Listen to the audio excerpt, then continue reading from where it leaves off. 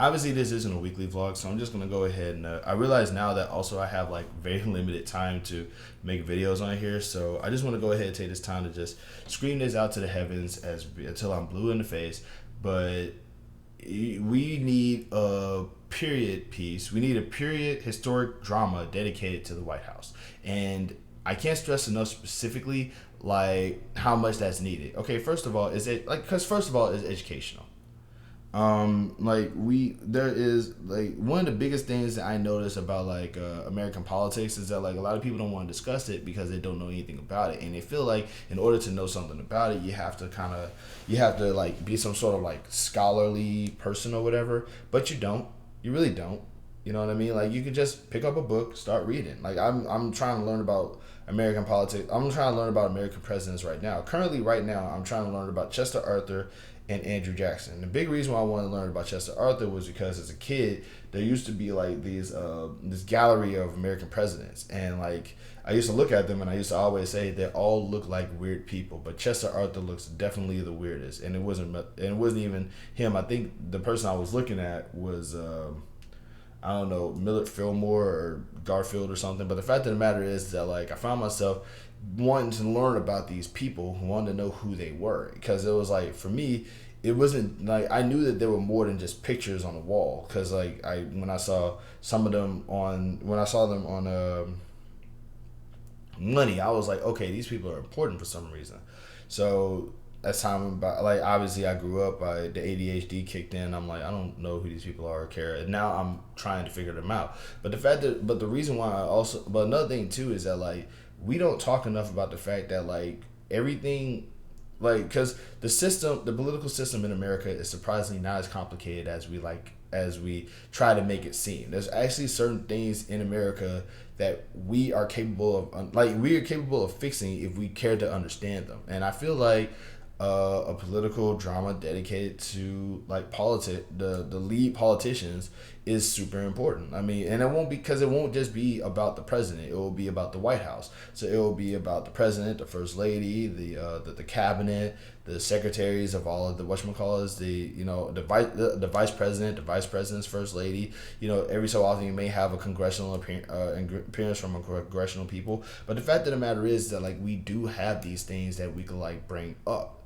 Cause like for example, we don't talk about the spoil system that Chester Arthur actually like adopted because like that he had adopted because of his influence from Thurlow Weed. We don't talk about like another good thing about this too is that like it has the capabilities of being a show that's all about the tea, guys. Like okay, politicians all got like their own little we don't talk enough about the fact that politics has a lot of drama up inside of it. Okay, as I've said multiple times before, Warren Harding had an outside kid when he was president, and there was a book dedicated to the outside kid.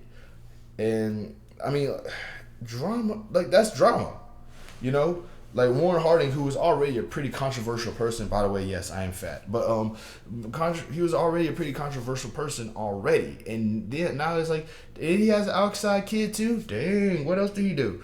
That's what I'm saying. It's just like we have all of these things that go into there's a lot of drama. There was a lot of scandals, a lot of things that happen that we just don't know about. We don't know.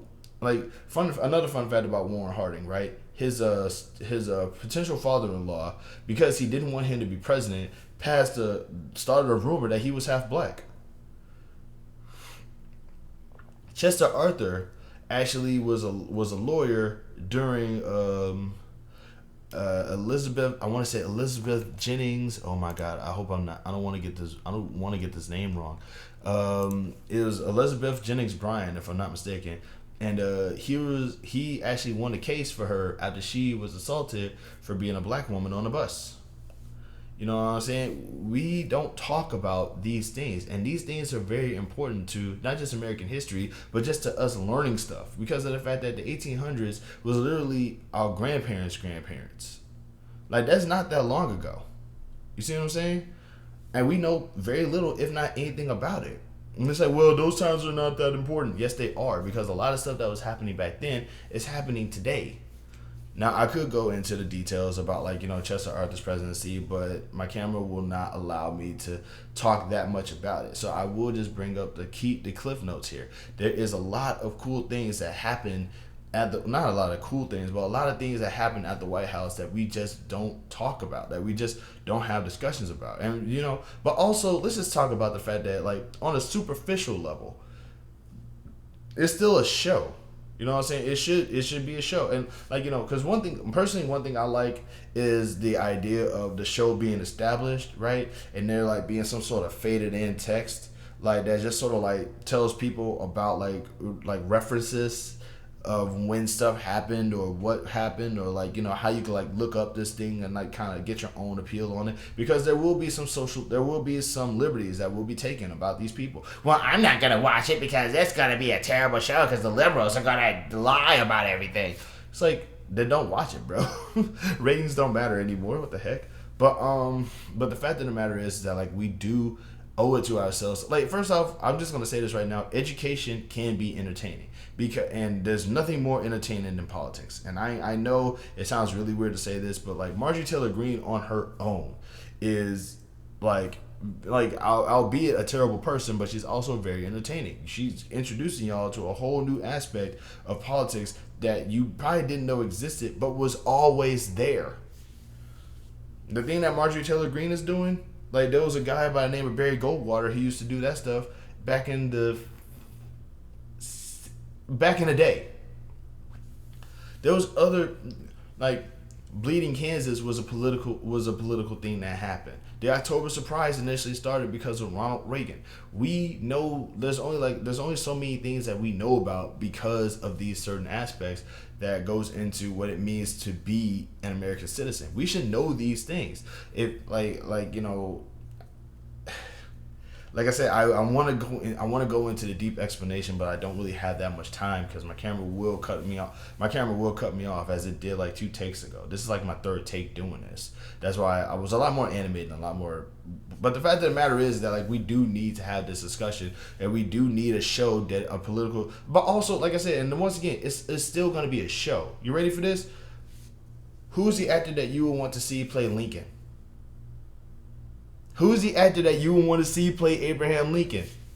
Because you're not going to want to see any actor play Abraham Lincoln. But if this show becomes a thing, somebody has to do it. Because at some point, you got to take into consideration that that's going to be a thing. Not only that, but you also have to take into consideration that at one time or another, there was this big old thing where there was like questioning both Lincoln and Buchanan, the president before Lincoln's sexuality, because of their relationship with other guys at the time. So it could just be a case of toxic masculinity being a thing back then, or there could have been something going on because Buchanan was like the first president to not have a first lady. We don't even you can say whatever. Like Andrew Jackson is like if you're into politics, then Andrew Jackson is definitely going to be like one of those people that you're going to look at and be like, oh yeah, maybe he was just a jerk, blah blah blah blah blah. But you would be kind of like mentally unstable too if you literally lost your family before you was legal drinking age. You know what I'm saying? You're like older brother, like his dad died in the war. His older brother died in the war. His other brother died of smallpox. His mom died of smallpox. All before he got it, and he himself got kicked in the face after getting kidnapped during war. Kidnapped during a war, was he kidnapped or in prison? But he was a kid, so kidnapped and in prison during the war, and he got kicked in the face because somebody was like, "Shine my shoes up, boy," and he was like, "No." This dude lost his family, and he was 9 years old during the Revolutionary War. He was 13 years old when he got turned into a soldier. He was mentally unstable from all of that, and they still said this dude's going to be president. Also, fun fact about Andrew Jackson, him and his wife were about to get married, but his wife was already married. And what makes it even funnier was that like he was like one of the law guys at the time who knew he should have known this, and they made a joke about this. It's pretty hilarious. Like, I ain't gonna lie, there's like imagine like you're debating somebody and it says, did you try to marry somebody who was already married before? And you're already angry from all of that trauma that you had to grow up with, and you're just like, bro, I'll swing up on you right now. Pull up. I'm just saying. Also, fun fact, Also, a fun fact: because he was born fatherless. You know what I'm saying? But also, he died childless. Like, I don't think he had any kids of his own. I want to say he just adopted a bunch of kids. Andrew Jackson Jr. is actually his wife's nephew, I think. So yeah, like, unless unless you're related to Andrew Jackson's cousins, you're not directly related to Andrew Jackson. His legacy died with him. But these are things that we probably don't know. Like, I still don't know how George Washington became the first president. But imagine how cool it would be to have a TV show explaining how that happened.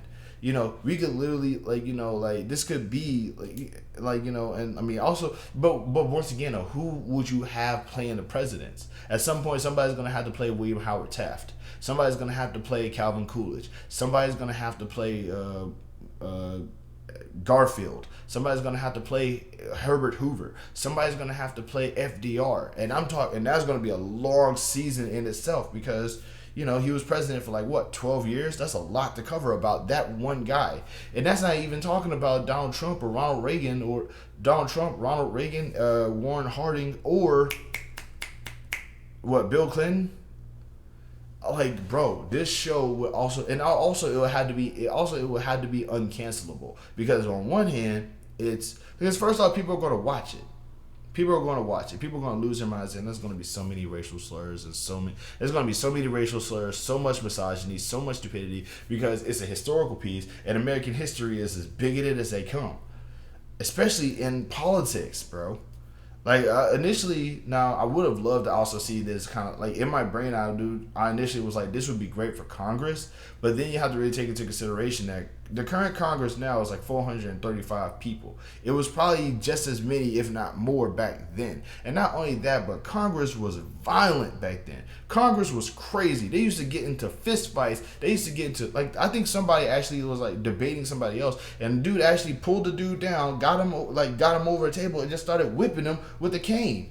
You know what I'm saying? There was another time, like, there was duels that was happening in Congress. Congress was a literal battleground, okay? We can't have a show dedicated to that, at least not yet anyway, because there's, like, way too many people, there's way too many people, but also there's way too many instances to actually go through. And if we're going through historical stuff, man, that's what I'm saying. We should have political drama dedicated to actual history, and there will be liberties taken to them because, I mean, let's face it, some of the stuff is going to be ambiguous. Some of the stuff is like going to be like I mean, there's a lot of things. If I'm not mistaken, I think the building for the census actually burnt down during, I forget which years, but, like, the national census. So it's like that could actually be something that was a very important thing that happens. So there's, like, people who will not know the census between a certain gap of years. This is what I'm saying. And I mean, racism was a thing, bigotry was a thing, misogyny was a thing. You know what I'm saying? Like, if I'm not mistaken, Warren Harding once said that he wants his cabinet to be full of rich white guys. He said that just because, I mean, it was like the 1920s, if I'm not mistaken. But this is what I'm saying is that, like, we need to have this kind of stuff because of the fact that it also shows what we could do about the situation. People vote these people in all the time, and we have issues from back then that have not gotten solved today. And we need to talk about that more. And what we need, but it's like, well, what's the show about the president is going to do to motivate people to talk about it? People are going to be able, I feel like if people are smart enough, they're going to learn about the presidents, they're going to learn about Congress, they're going to learn about the laws, they're going to learn about, like, the origins of their states and things of that nature. People will ultimately learn about civics if civics is brought to the forefront. And I'm telling you, once again, it will also be wildly entertaining. And it will be even more compelling because some of the stuff that happens in this thing would be true. Like, you could literally read books and be like, yeah, that actually happened. Like, that's intriguing. You know what I'm saying? These are things, like, and also, let's be real here. Like, you remember when the Bible became a TV series? It was surprisingly not that bad. You know what I'm saying? I still remember when there was like, Barack Obama might be the devil because the actor who played the devil on the Bible show looked a lot like Barack Obama. I'm just saying, guys, these are things. This is something that we should like, as a society, we should like be trying to push for this because of the fact that historical period pieces would actually do a lot. Like the more we know about history, the more we could probably help fix the future. I'm just saying. Also, imagine if every now imagine this. Imagine a historical period piece dedicated to the White House, but now think about that, but also for like businesses. You remember that the Facebook movie, right? It actually did pretty good. Can we do one for Walmart, Disney, Marvel, DC, AT&T, insurance companies? I'm just saying, there's a lot to be done here. We could literally turn real life into art, and it will be pretty cool. Or I could just be rambling again. I don't know. All right, guys. Love and peace. We'll talk again.